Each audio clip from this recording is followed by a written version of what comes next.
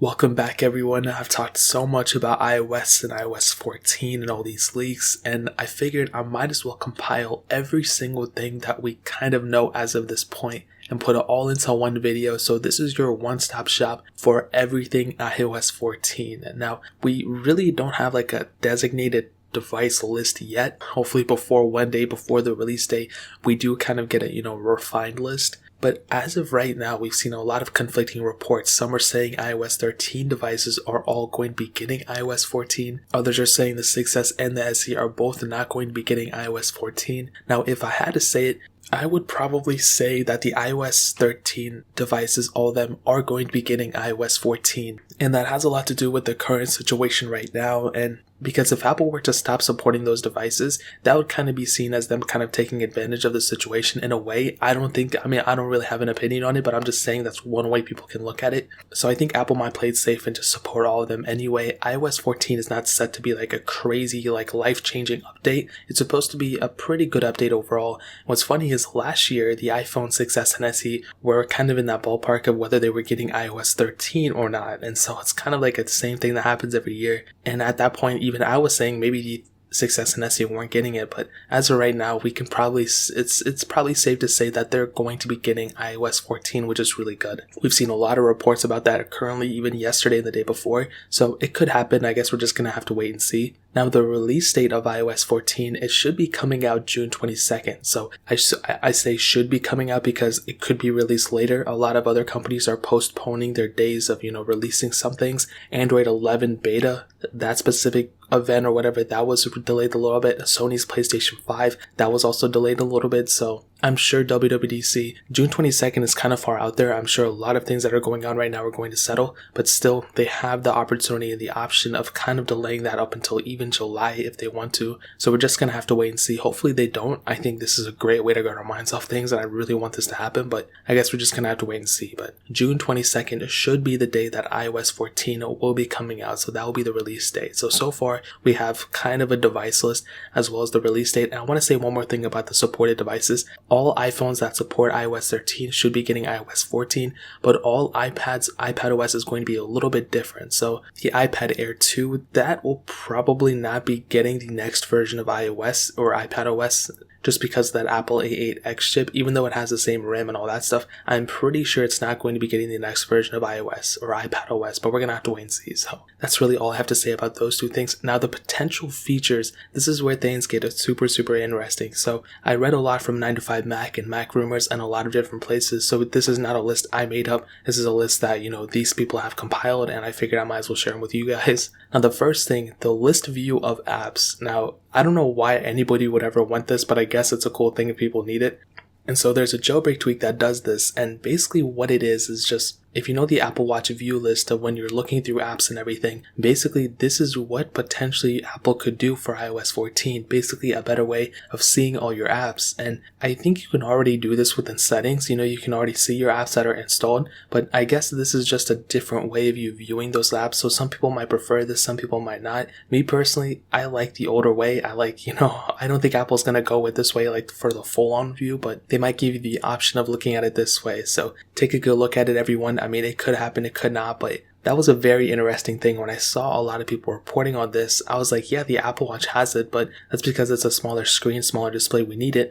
On these bigger size displays, we don't necessarily need it that much, if I'm being honest. So I guess we're just going to have to wait and see. But that was the list view of apps. I think that'd be really, really cool if iOS 14 were to bring it, but I just don't know how practical it would be. And the next thing is the one that a lot of people have been talking about. We've been seeing a ton about this thing, and basically it's the home screen widgets. And there's a lot of jailbroken tweets that can do this already, and it's cool that, like I said before, and a lot of people have said, Apple is taking notes of the jailbreak community and they're pushing things that a lot of jailbroken phones already have, which is really cool. Now, with this specific thing, I don't know what they could do and if they're going to share the specific home screen widget API to like different developers. So like, let's say Snapchat or Facebook or Instagram, whatever, if they could do home screen widgets on the screen as well. I don't know how they're going to do it, if it's only going to work for system apps. but basically just like how the video I'm showing you now. But also if you look at the widgets, like iPhones already have widgets on them, they're just all the way to the left side. So if you scroll to the left, you can see all those widgets, and they kind of do open those up to other developers as well and other apps. So I'm sure they could also pull some strings and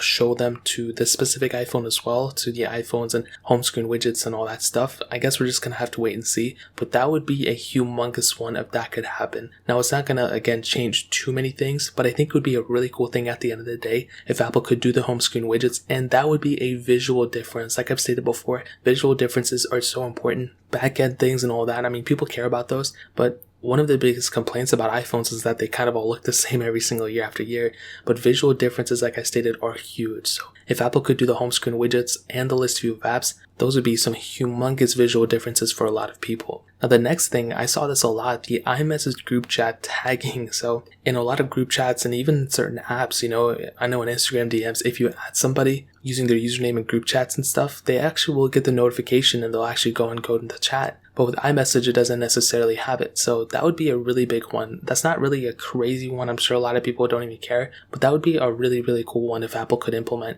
And also another iMessage one, and this would be a humongous one. And I've seen a lot of other people do this. I've seen Instagram do this. I think WhatsApp does it too. But it's basically being able to delete the message before it sends out, or delete the message before the person sees it. And if they were to do that, that would change up so many things. I mean, that would be a humongous feature. And honestly, they could easily do that with an iMessage, for iOS to iOS device.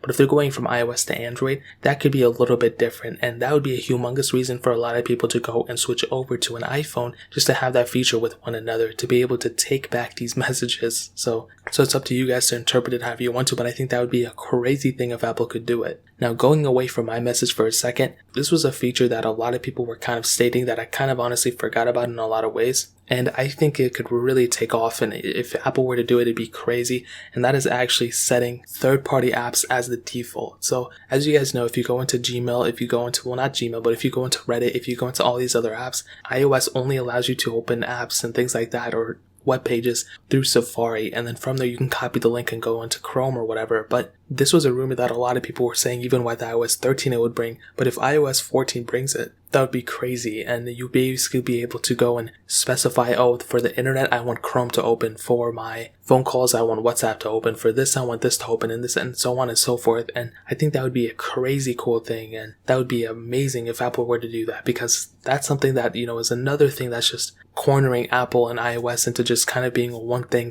you know what I mean? Like, so constrained into so many things. If Apple could do this, that would be so cool. Now, we just saw these two things come out yesterday, which was really, really interesting. So the Apple Pencil should be getting updates as well with iPadOS 14. Now, I don't know what they were saying, but they were like, it should work in Safari and all this other stuff with iOS 14. Now, iOS 14 and iPadOS 14 are two different things. So I don't know if they were talking about, if they were like getting mixed up or something. But could it be that the new iPhones could potentially get Apple Pencil support? Who knows? I guess we're just going to have to wait and see. But that would be a cool one as well. They also talked about handwritten notes and all those different things, and the Apple Pencil being more than just a drawing tool or creative tool to draw notes.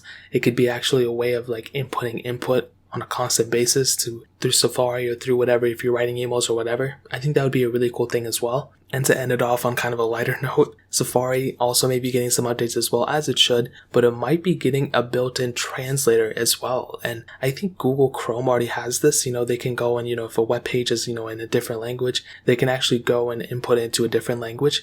But I don't know what they meant by this. I think it could be that, or it could be basically like Apple Safari could read aloud the pages or something like that. I think they also mentioned Siri in there as well, so I'm not too sure what's going to happen, but it's going to be really cool regardless. So those are basically all the main features that could potentially be coming with iOS 14. Now, like I stated, the visual difference would probably be the list view of apps like we have on the Apple Watches, the home screen widgets, and I think a really crazy one if Apple were to do it would be those iMessage tweaks, the group chat tagging, the deleting messages before sending out. Those things would really blend well, and I think a lot of people would really like those, and I can see a ton of people utilizing those every single day. The other things like the Apple Pencil and Safari Translator, those things people wouldn't really mess with too much, but those iMessage things, I think iMessage needs a rehaul and it needs to be changed up quite a bit, and I think those things, if Apple implements them, would be seriously so cool for them. So that's really pretty much it. If you guys have any other questions or anything, let me know in the comment section below. Hit the like button, that means so much, but definitely hit that subscribe button.